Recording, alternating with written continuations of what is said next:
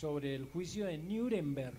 Tal vez algunos de ustedes no sepan lo que es, algunos, la gran mayoría de pronto no conocemos lo que es el juicio de Nuremberg. Realmente lo que ocurrió en ese juicio fue que todos, después de terminada la Segunda Guerra Mundial, 21 de las personas que fueron consideradas, digamos que los arquitectos, los ingenieros que formaron la estructura del nazismo, fueron puestos allí en una pequeña ciudad llamada Nuremberg, fueron llevados a juicio y fueron condenados por sus crímenes de lesa humanidad. Una de las cosas que me llamó poderosamente de ese juicio es que no solamente fueron tomados los hechos que cometieron estas personas para decirle mataron a 6 millones de judíos o acabaron con la población de Varsovia, que era la gran mayoría judíos, o montaron la estructura para crear el partido nazi y por eso los juzgamos y los condenamos y los pasamos a todos a la horca, sino que hicieron algo que me llamó poderosamente la atención. Fue que en ese juicio, aunque el fiscal de apellido Jackson trató de que todos fuesen condenados a muerte, la idea fue entender por qué razón esta gente cometió los crímenes que cometió. Y uno de los comentarios de alguien que hacía parte del jurado era: ellos fueron formados desde niños para que cometieran esos crímenes. Ellos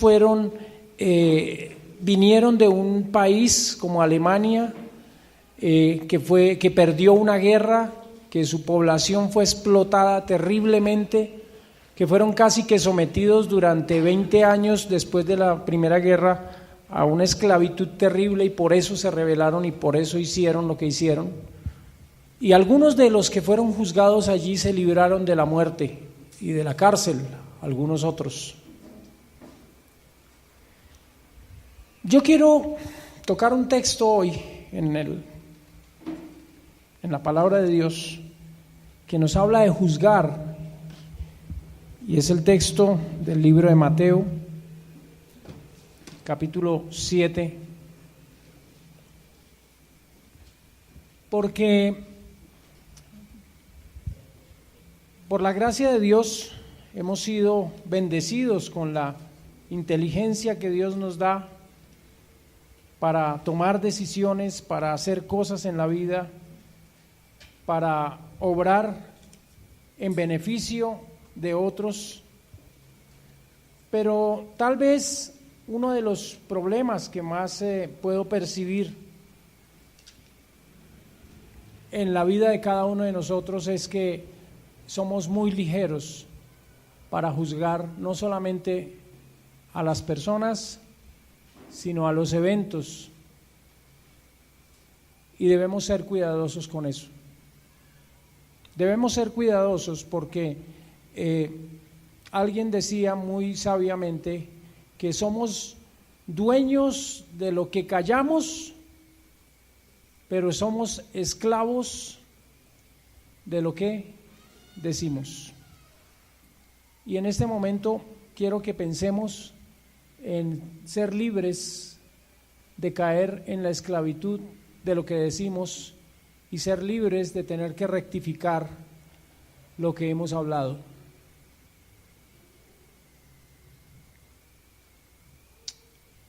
Conozco 2 niñas en mi curso, tienen la misma edad, 16 años. Ambas tienen una hija cada una, ¿no? Que curiosamente ambas niñas son casi la misma edad. Cuando uno ve a un par de niñas de 16 años que tienen hijos, lo primero que piensa es: vaya criaturitas. Imagínense lo terribles que son esas niñas. y con 16 años, con hijo y con marido ambas, incluso una ya está separada del marido. Entonces uno dice, no, esas niñas son aventajadas, esas niñas son precoces, terribles niñas. Ya ha generado un criterio acerca de las personas, ha generado un juicio y ha condenado a esas personas. Conozco a esas niñas y yo cometí de pronto el error de decir, cosa terrible, con 16 años y con una hija y viviendo con el segundo marido. Y la otra cosa terrible, 16 años una niña y separada del papá de la niña. Ya la señalé y me acerqué a ellas y una de ellas me dijo, a mí siempre me exigieron que fuera la mejor en el estudio, pero nunca tuve de mi papá un abrazo, de mi mamá un abrazo, y lo conocí a él y él me abrazó, me consintió, me hizo sentir amada y quedé embarazada. Y la otra dijo, mi papá era un alcohólico, mi mamá nunca se preocupó por mí y a los 13 años me fui a vivir con el papá de mi hija. Viví 2 años con él, quedé embarazada, se olvidó de mí y llegó este hombre y cuando yo estaba embarazada y sola me dijo, yo quiero estar contigo. Entonces, ¿sabe para dónde se me fue el juicio? Para la caneca de la basura, porque entendí el contexto. Capítulo 7 del libro de Mateo dice, no juzguéis para que no seáis juzgados, porque con el juicio con que juzgáis, seréis juzgados, y con la medida con que medís, os será medido. ¿Y por qué miras la paja que está en el ojo de tu hermano y no echas de ver la viga que está en tu propio ojo? ¿O cómo dirás a tu hermano, déjame sacar la paja de tu ojo, y he aquí la viga en el ojo tuyo? Hipócrita, saca primero la viga de tu propio ojo y entonces verás bien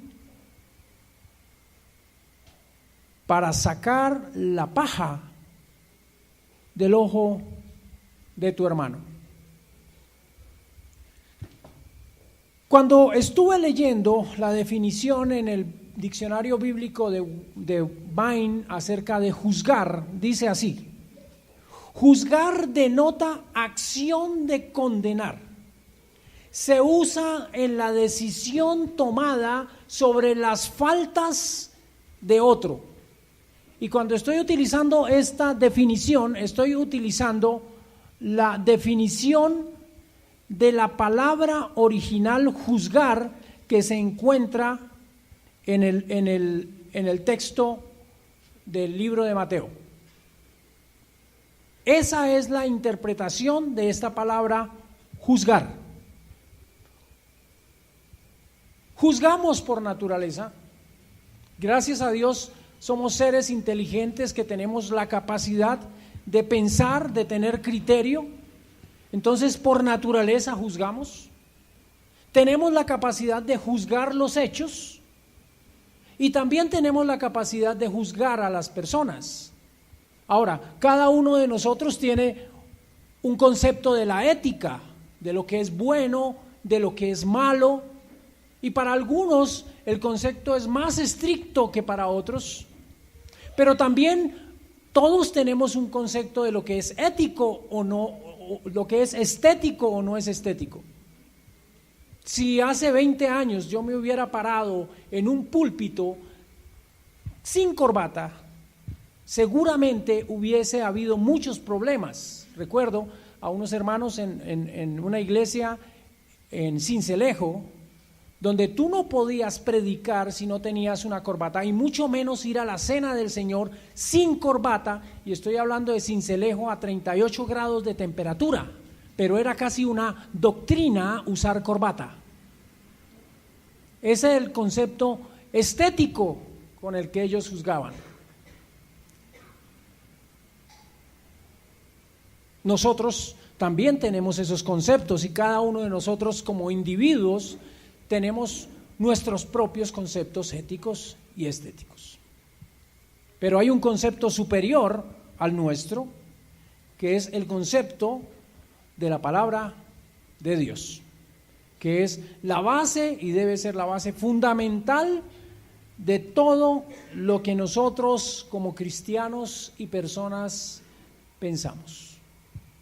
Y la palabra de Dios debe ser la herramienta que defina nuestra forma de pensar en cuanto a nuestros propios juicios de los hechos y las personas. Juzgamos lo que se hace mal, pero también juzgamos lo que vemos mal. Y hoy vamos a hablar un poco, no tanto de lo que se hace mal, sino de lo que vemos mal, porque tal vez ahí es donde vamos a encontrar algún problema. No hay nada de malo en el criterio personal.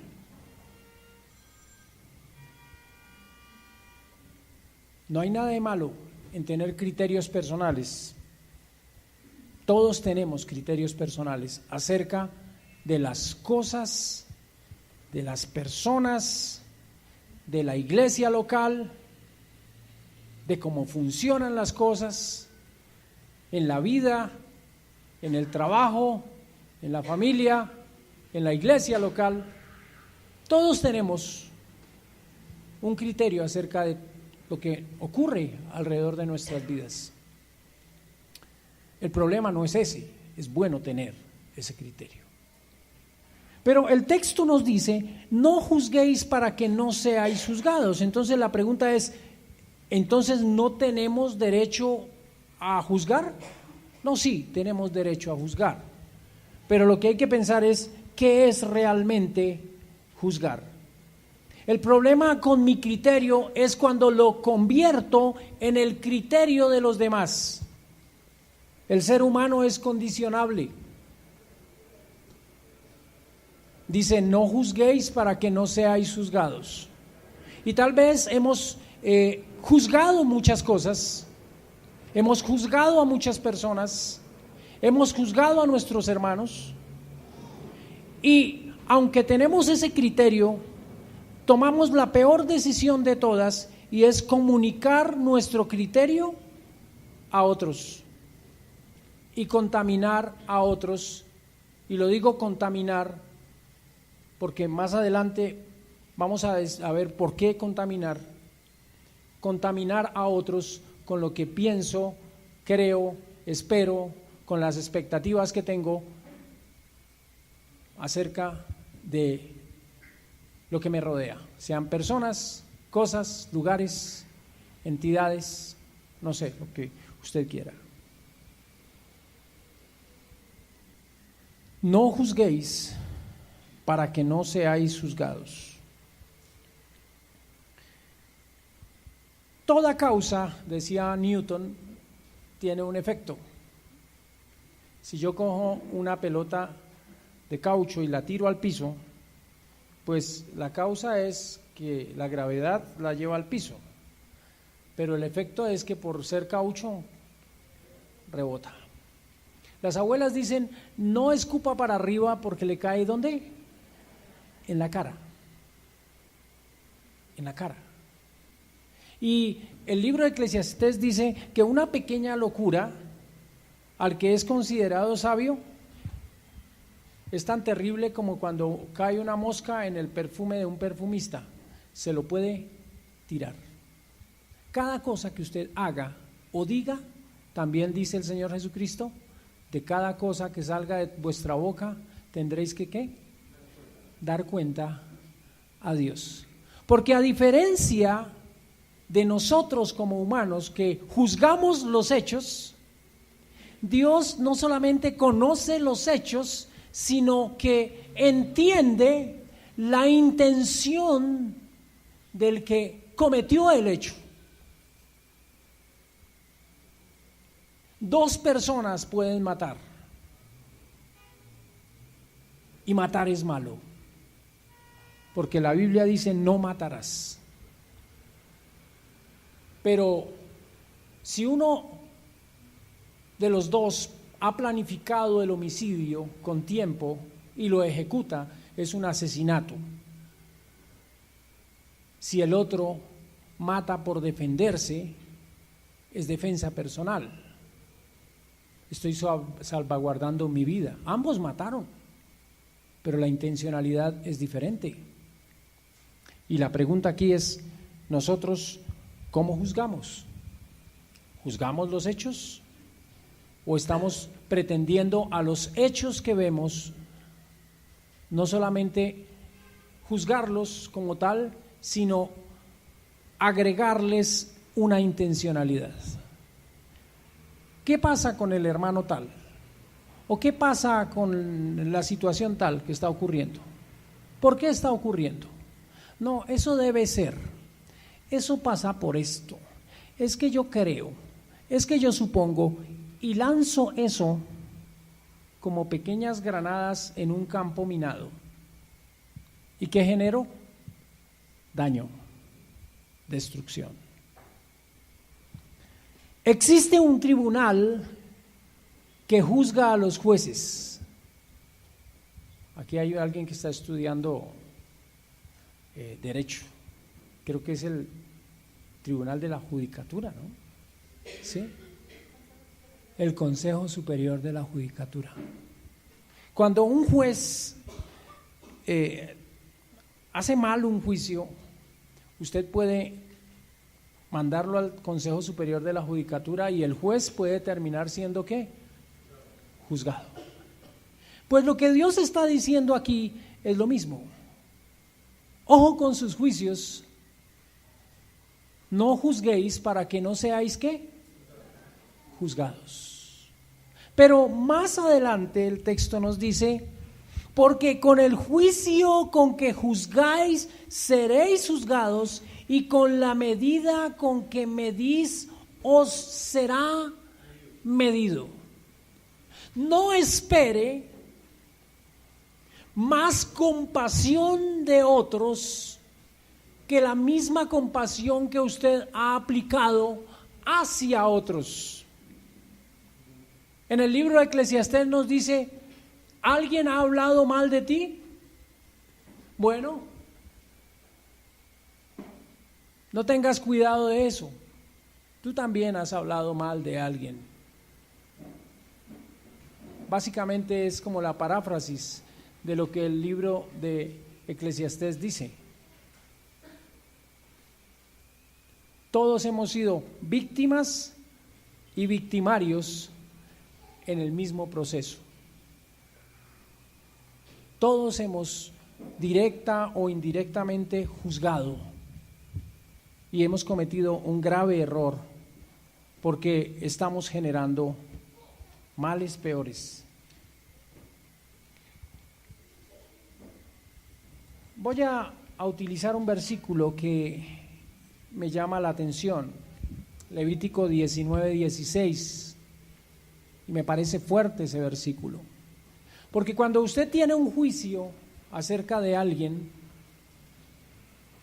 y lo deja ir, ya no genera un juicio.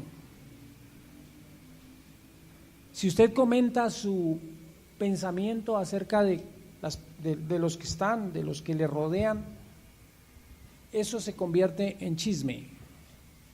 ¿Han leído Levítico 19:16? Dice, no andarás chismeando entre tu pueblo, punto seguido. No punto final, el versículo no se acaba ahí. Punto seguido. No atentarás contra la vida, ¿de qué? De tu prójimo.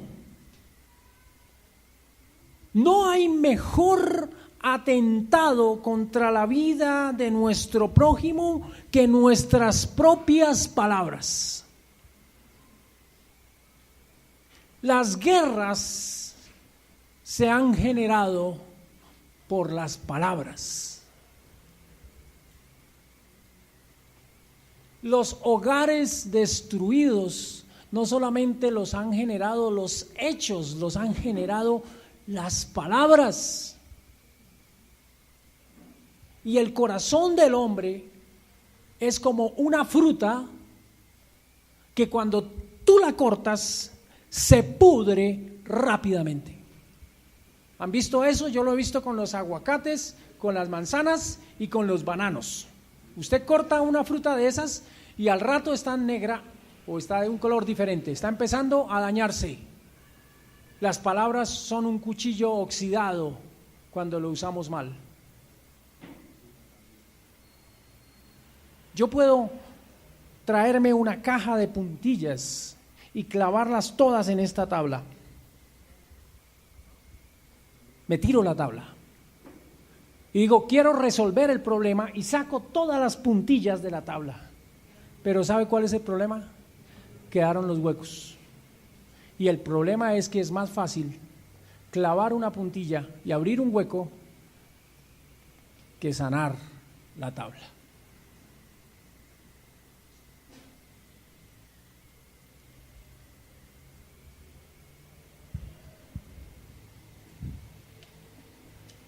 Esos son los juicios que Dios condena. Los juicios que dañan. Los juicios que no tienen como intención el reparar, sino sencillamente el comentar. El Señor Jesucristo fue juzgado muchas veces, no solamente Poncio Pilatos le juzgó. Por cierto, el juicio más injusto fue ese, ¿no? Donde la persona víctima del juicio no tuvo con quién defenderse.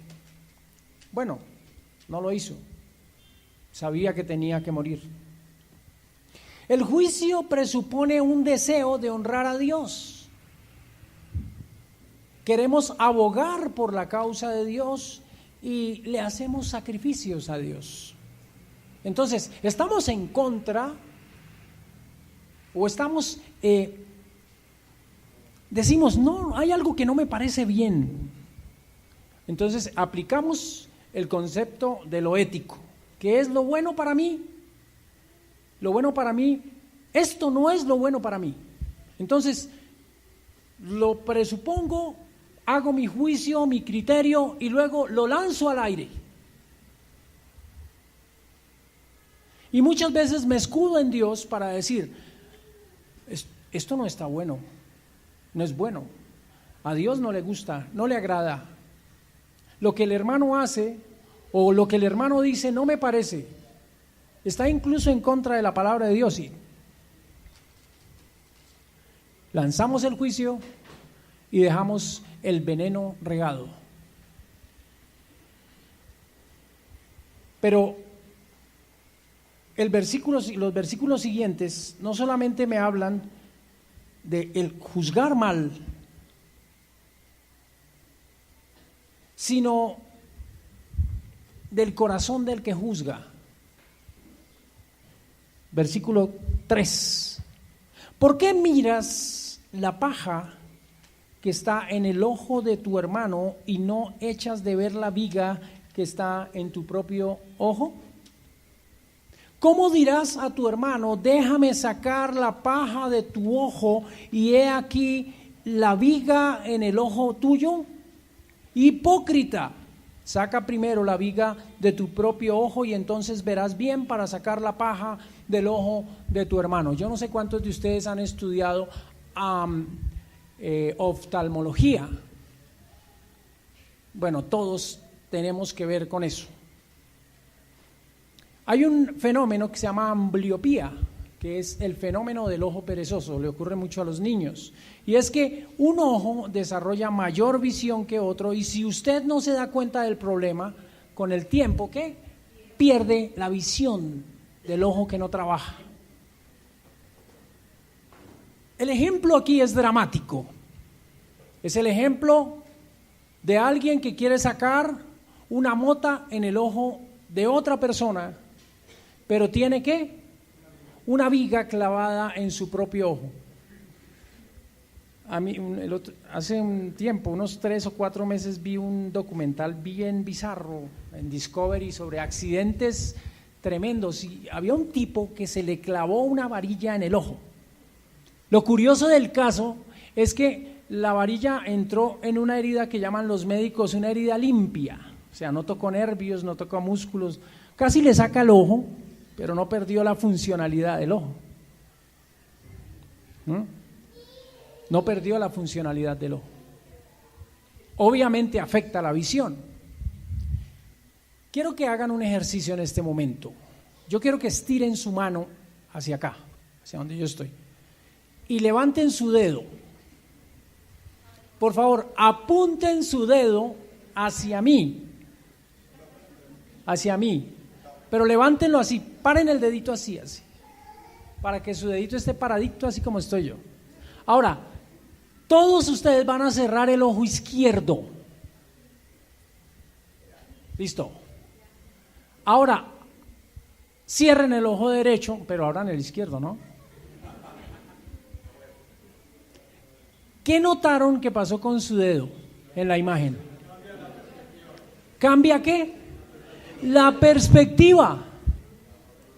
¿Por qué razón? Bueno, ¿por qué Dios nos dio dos ojos? Porque uno se encarga de fijar la posición correcta y el otro se encarga de fijar la dirección correcta.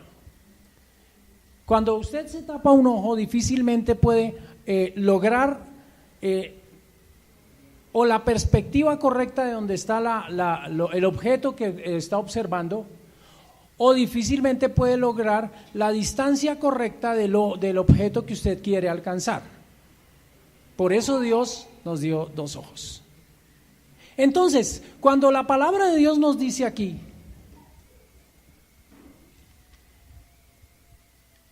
¿por qué miras la paja que está en el ojo de tu hermano y no echas de ver la viga que está en tu propio ojo? Nos está diciendo, queridos hermanitos, queridos hijos de Dios, ustedes amorosos, tiernos que son, tienen un problema grande. Tenemos un gran problema, y es que somos incapaces de juzgar las cosas con justo juicio, porque nosotros, como los que tienen solamente la visión perfecta por un ojo, solamente tenemos una parte de la perspectiva. En la gran mayoría de los casos, solo los hechos que vemos. Somos incapaces. Segundo, tenemos la falta de la perspectiva correcta de lo que está pasando. El único que realmente conoce el corazón, el problema, las circunstancias del hermano, las suyas propias, es Dios. Y tercero, el problema es mío, porque tengo una viga que me impide ver correctamente las cosas. Entonces, ¿tengo que permanecer con la viga en mi ojo? ¿Qué dice ahí? No, saque la viga. Qué bueno el sentido de ayudar a otro, qué bueno el sentido de pensar en el otro, de tener un criterio acerca del otro, pero primero haga un ejercicio y es saque la viga que hay en su ojo. ¿Y cómo sacaría usted la viga de su ojo? Esa es otra forma interesante de verlo. ¿Usted permitiría que otro le sacara la viga de su ojo? ¿Alguien que no conociera mucho de oftalmología? Diga, no, venga hermano, eso es rapidito. Chin, con ojo y todo. ¿Cierto que no? Usted iría al oftalmólogo y le diría, mire, por favor, con cuidado, que no me duela. Pasito. Y muchas veces queremos sacar la astilla del ojo del hermano y lo vamos a hacer sin compasión. Eso es rapidito, que sea un solo dolor, ¿cierto? Cuando hablamos de la viga del hermano, de la viga en nuestro propio ojo, tenemos que decir, antes de que juzgues a otro, primero mírate al espejo y júzgate a ti mismo.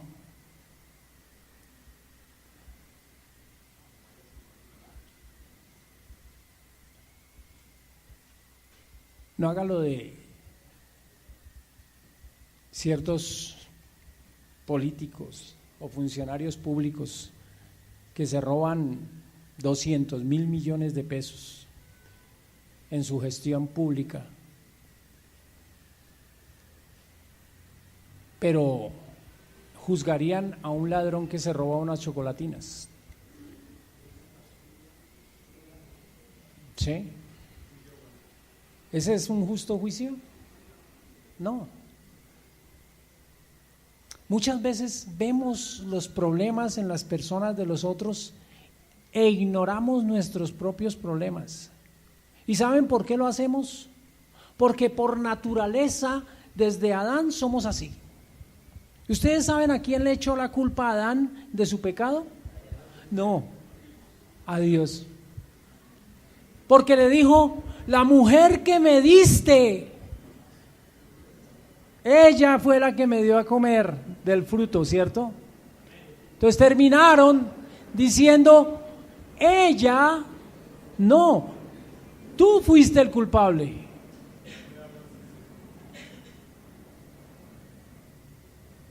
Examinemos nuestro corazón, porque las circunstancias que los demás viven, como dice el apóstol Pedro, todos en mayor o menor grado las hemos experimentado. Todos hemos sido tentados, todos hemos caído, todos hemos sentido rabia, todos hemos sentido tristeza. ¿Y entonces qué? Entonces, ¿cómo juzgo correctamente?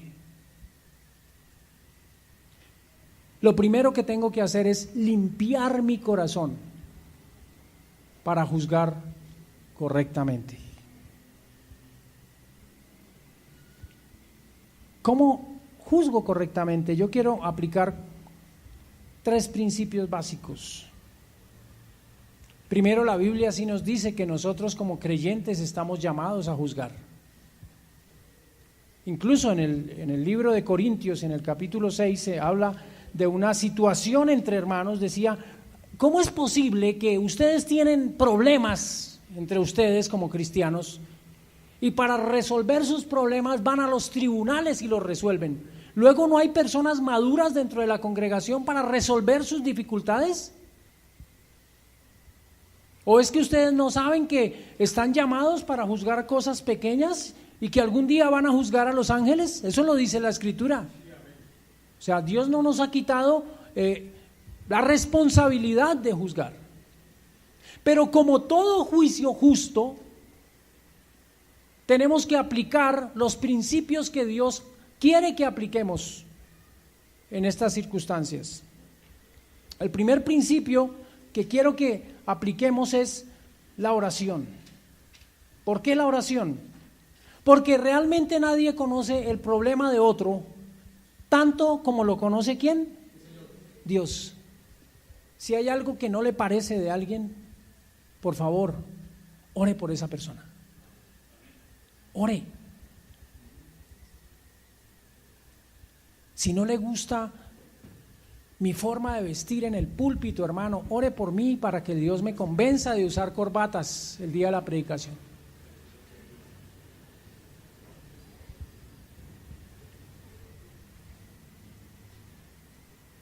O de pronto lo convence a usted de que la corbata no sirve bonca. Entonces, ore por esa persona. Segundo, hay un principio que es la base de todas las relaciones cristianas y humanas que Dios quiere que usemos y que Él usó por nosotros porque es la esencia de Dios mismo. Se llama amor. El amor cubrirá ¿qué? Multitud de pecados. No quiere decir que el amor sea conchudo, sino que cuando amo, ante la debilidad de mi hermano, trato de como ponerme en sus zapatos, entender un poco su situación. Misericordia, hermanos. ¿Cómo se nos ha olvidado esa palabra?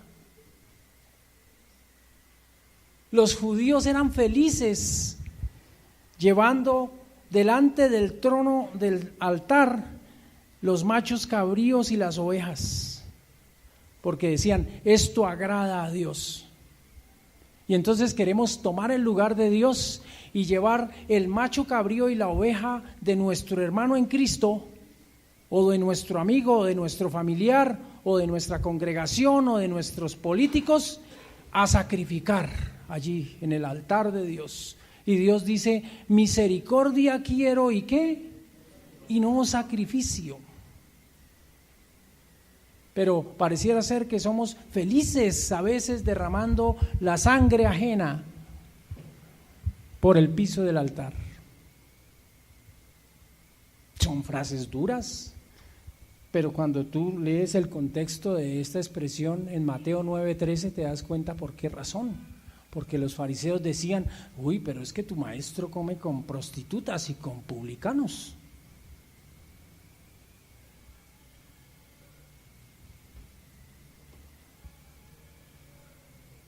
Compasión.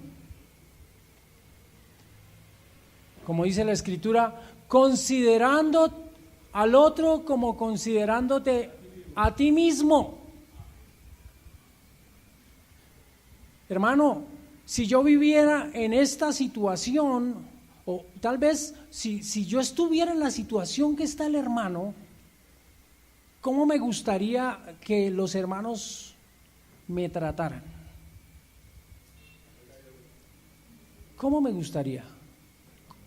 ¿Me gustaría que me trataran como yo lo trato a él? ¿Me gustaría que hablaran de mí como yo hablo de él? ¿Me gustaría eso de mis hermanos?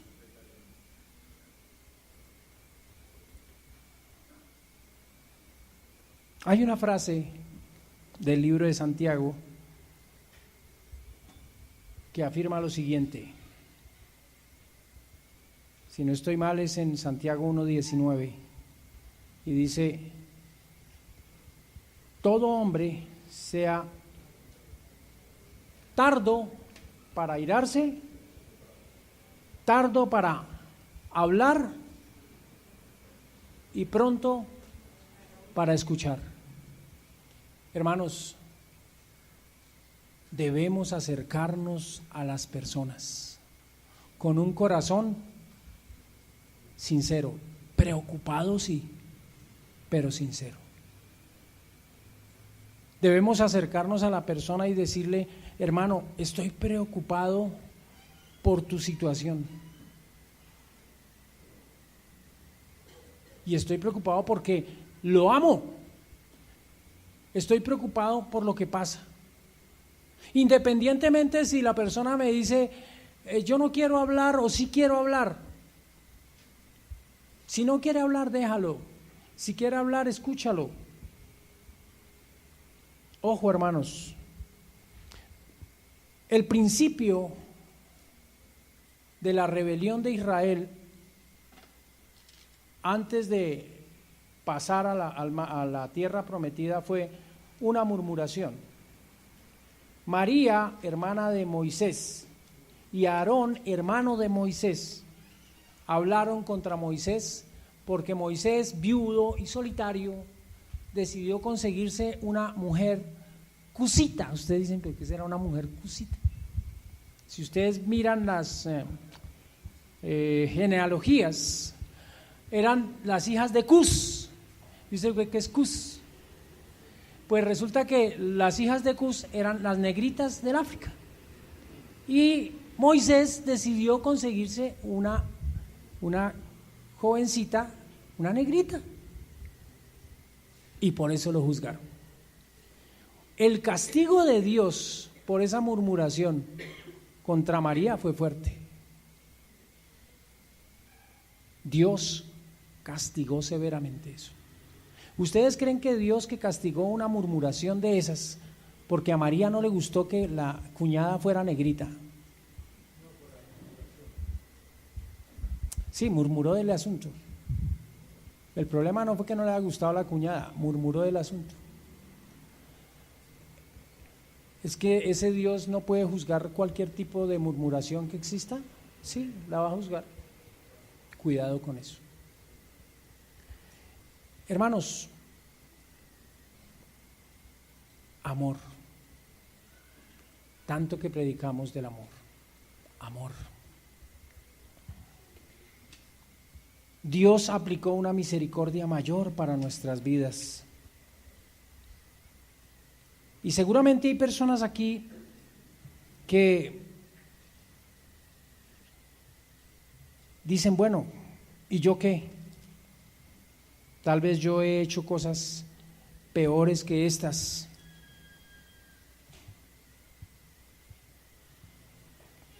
¿Qué será de mí si yo voy a ser juzgado con el justo juicio de Dios? Miren la misericordia de Dios que tal vez a veces se nos ha olvidado a nosotros aplicar para con otros. Dice así: